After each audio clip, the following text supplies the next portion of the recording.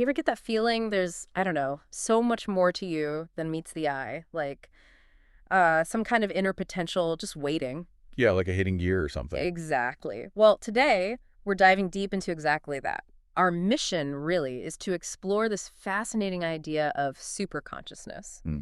and specifically the path to achieving it based on this really interesting work, Superconsciousness through Meditation, an esoteric journey. And what's really striking about this material, by the author Baker, it's not just saying meditation relaxes you, though. That's nice too. Great, bonus. But his, well, pretty radical claim is that meditation is the key, the only real key to unlocking this huge, untapped human potential. Okay.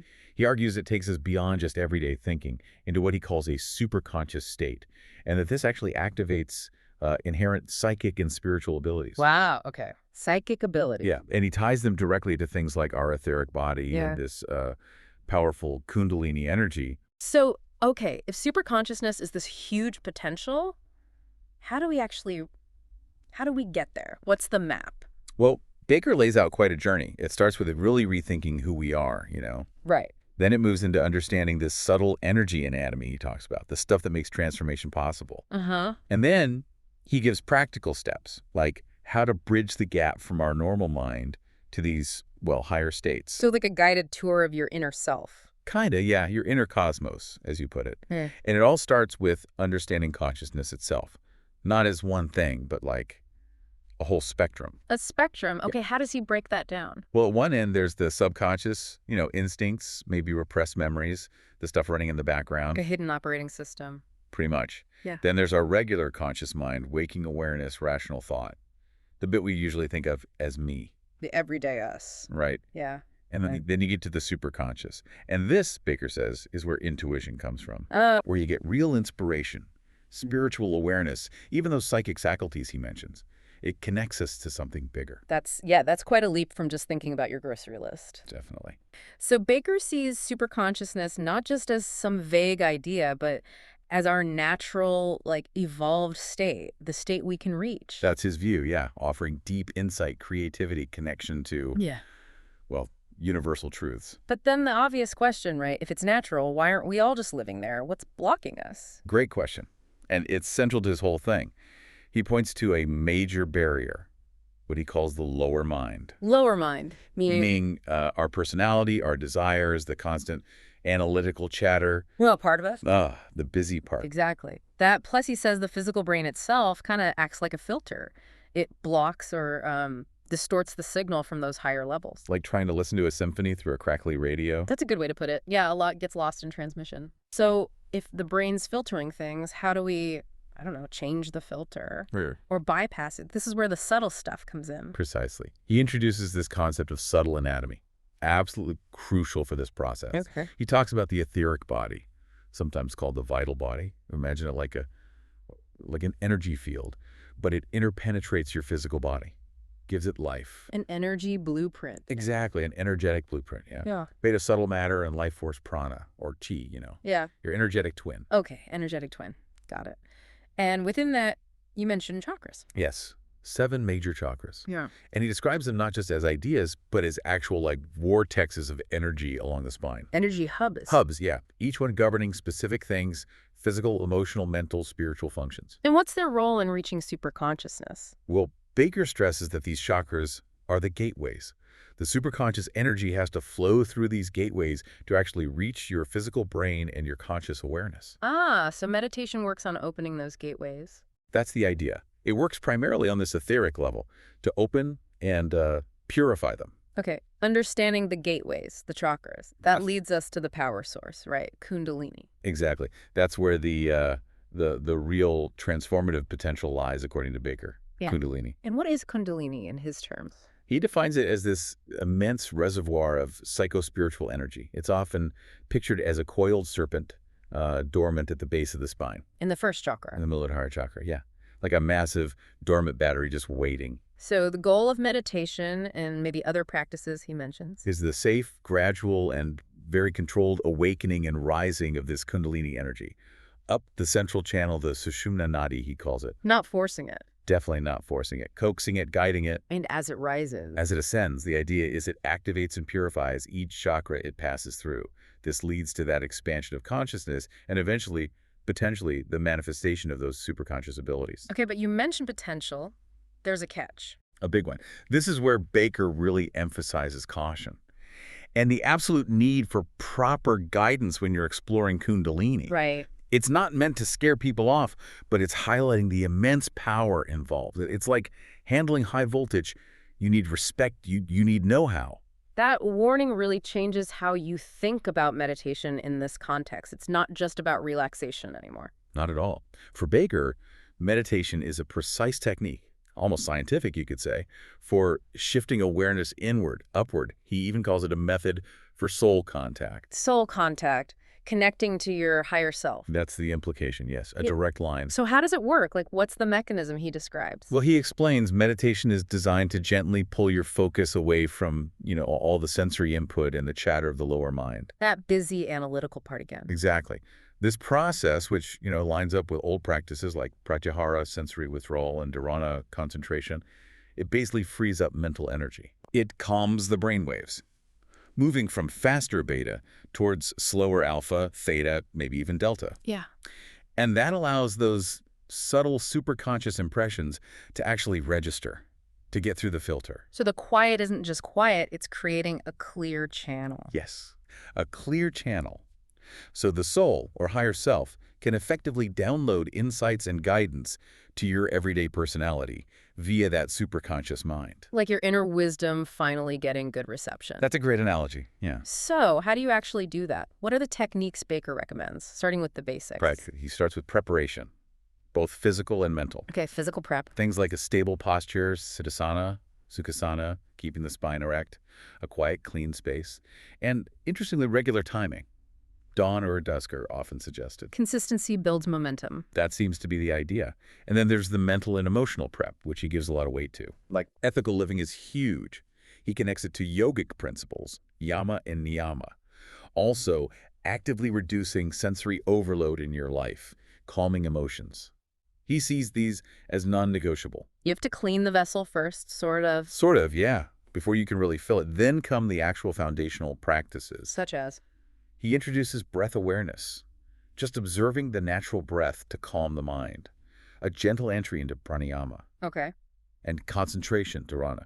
Focusing on one single point could be a candle flame, a mental image, a simple concept. The goal is to still those mental fluctuations. Taming the monkey mind. Exactly. Training it to stay put. And from that foundation, where does he take it? How do you deepen the practice? Well, you move from that effortful concentration towards deeper meditation, or dhyana, which is more like sustained focus without the effort, just being with it, leading to real inner stillness. Okay. And he suggests specific techniques to help, like visualization. Using images. Yeah, guided imagery, visualizing light, maybe symbols like a cross or a lotus, even specific spiritual figures or masters, depending on your path. The idea is to activate specific chakras or states. Interesting. What else? Then there's the power of mantra and sound. Chanting. Could be. Using sacred sounds like OM or specific seed syllables, bija mantras that are said to correspond to each chakra. The vibration is meant to purify the subtle bodies, attune you to higher frequencies. Makes sense energetically. And finally, contemplation, which is different from just thinking. How so? It's deep, focused reflection on spiritual ideas, maybe paradoxes like coherence, or qualities like love, will, light. You're not analyzing it intellectually, you're holding it, allowing insight, intuition, to arise spontaneously from the superconscious. Waiting for the download. Kind of, yeah. Creating the space for it. Now, you mentioned pranayama earlier, just with breath awareness, but Baker takes that further, right? Harnessing life force. He does. Pranayama is core to this. He defines prana as that universal life energy. We get it from breath, yes, but also food, sunlight, the environment. It's what vitalizes the etheric body. The fuel for the energetic twin. Exactly. The fuel for your subtle system. And he details specific breathing exercises crucial for meditation and especially for Kundalini work. Like what? Give us an example. Well, there's alternate nostril breathing, nadi shodhana. That's used to purify and balance the energy channels, the nadis, in the etheric body. Okay, I've heard of that one. Then rhythmic breathing helps establish calm, deep focus needed for inner work. And for more advanced folks, retention, kupaka. Holding the breath. Yes, holding and directing the prana for really subtle work within the energy system. But again, he really stresses starting simply and progressing cautiously, with guidance, ideally. That theme of caution again, especially with power. It runs deep, yeah. Especially when we get to the topic of, well, psychic faculties. The stuff people often get excited about, clairvoyance, telepathy. Baker talks about them: clairvoyance, clairaudience, telepathy, healing, etc. But here's the key. He presents them not as the goal. Not the goal. No. They're natural byproducts, he says. Side effects that can arise from genuine chakra activation and accessing the superconscious through pure meditation. Pure meaning. Meaning undertaken without selfish motives, without seeking power for its own sake. Okay, that's a really important distinction because he warns against seeking them out, right? Very strongly. Yeah. He warns against chasing powers for ego gratification or trying to develop them before you've got real mental and emotional stability and that ethical purity we talked about. Why? What's the danger? He says it leads to imbalance, delusion, potentially real harm, like getting a powerful tool before you know how to use it safely or responsibly. So if these abilities happen to arise naturally... His advice is integrate them humbly, wisely. Use them in selfless service, but never let them become a distraction from the main goal. Which is? Spiritual enlightenment, liberation, consciousness expansion itself, not the sideshows. Makes sense. Of course, even without chasing powers, this journey isn't always smooth sailing, is it? He talks about obstacles. Oh, yes. Plenty of obstacles, very relatable ones. Yeah. Physical restlessness, can't sit still. Mental distraction, the famous monkey mind. Doubt, is this really working? Laziness, just not wanting to practice. Sensory cravings pulling you outwards. Attachment to results, wanting enlightenment now. Fear, even ego inflation if you do make some progress. Yeah, sounds familiar. Does he trace these back to anything deeper? He does. He connects them to what yoga philosophy calls kleshas, fundamental afflictions, things like basic ignorance about reality, egoism, attachment, aversion, even the fear of death, the deep stuff. But he doesn't just list problems, right? He offers solutions. Absolutely. Strategies for overcoming them. Things like sheer persistence, cultivating non-attachment, self-study svadhyaya, devotion bhakti, surrender, gently bringing the focus back again and again, and always that foundation of ethical conduct. It's a whole package. It really sounds holistic. Which brings us to integration. How does this shift things off the meditation cushion in, real life? That's a crucial part of it for Baker. It's not about escaping the world. It's about bringing the clarity, the peace, the insight, the compassion you gain in meditation out into your daily life. Your relationships, your work. Embodying it. Embodying it, exactly. Not just visiting these states. And he mentions service. Yes, selfless service karma yoga. He positions it as the natural expression and maybe even the ultimate test of genuine superconscious realization. It flows outwards. So it's not a one-and-done thing. You don't just achieve superconsciousness and that's it. Definitely not. He emphasizes it's a lifelong journey. Refinement. Superconsciousness isn't some static state you reach overnight. It's an increasingly accessible reality that deepens with sustained practice and really conscious living. And the ultimate aim? Union with the higher self, the soul, liberation, moksha, and expressing what he calls Christ consciousness or Buddha nature, which for him means pure awareness, pure love, fully right here in human form. Wow. Okay, so looking back at everything we've covered, what are the absolute core themes that Baker keeps coming back to? I'd say etheric anatomy is foundational. The chakras as the key energy centers. Kundalini is the transformative power source. Right. Then meditation as a science-precise methodology. The necessity of an ethical foundation. The importance of gradual progress, no forcing it.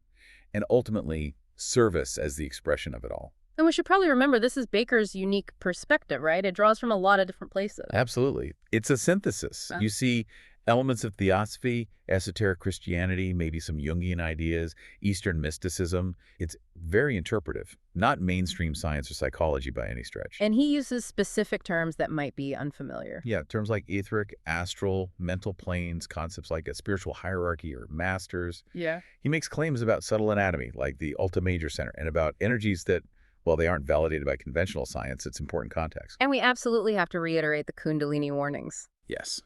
One more time.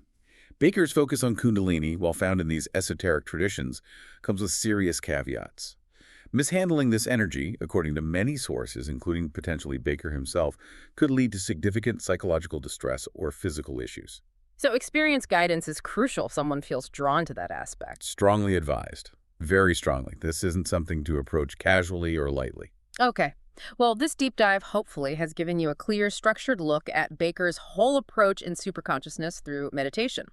We tried to distill these complex ideas into, understandable insights. Taking you through the spectrum of consciousness, the subtle body, the power of Kundalini, and the specific techniques he outlines. So maybe something to think about as you go about your day.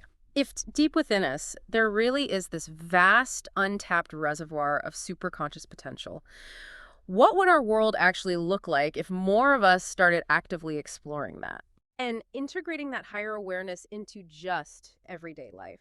What's maybe one small intentional step you could take, even starting today, just to explore your own inner landscape a little more, to begin tapping into whatever deeper wisdom might be there for you?